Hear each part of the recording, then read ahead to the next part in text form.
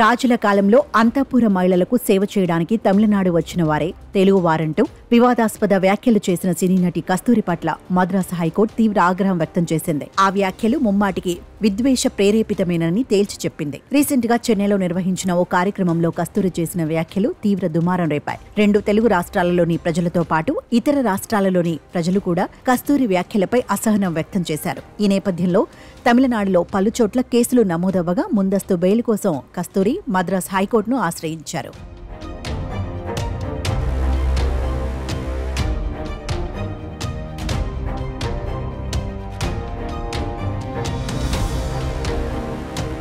ఇదిలా ఉండగా ఆమె పిటిషన్పై న్యాయమూర్తి జస్టిస్ ఆనంద్ వెంకటేష్ నేతృత్వంలోని మదురై ధర్మాసనం గురువారం విచారణ జరిపింది. ఇప్పటికే కస్తూరి క్షమాపణ చెప్పినందున కేసుల్ని కొట్టివేయాలని ఆమె తరపు న్యాయవాది అభ్యర్థించగా జాతి విద్వేష వ్యాఖ్యలు చేసిన కస్తూరికి ముందస్తు బెయిల్ ఇవ్వరాదని ప్రభుత్వం తరపు న్యాయవాది తేల్చి చెప్పారు. ఇదే సమయంలో కస్తూరి వ్యాఖ్యలపై ధర్మాసనం కూడా అసహనం వ్యక్తం చేసింది. వాక్ స్వాతంత్ర్యం అనేది వ్యక్తులు తమ ఆలోచనలు, నమ్మకాలు, అభిప్రాయాలను వ్యక్తపరచడానికి ఉన్న ప్రాథమిక హక్కు. అయితే ఆ మాటలు విద్వేషాన్ని ప్రచారం చేయడానికి లేదా మత సామరస్యాన్ని దెబ్బతీయడానికో దుర్వినియోగం చేయకూడదని తేల్చి చెప్పింది.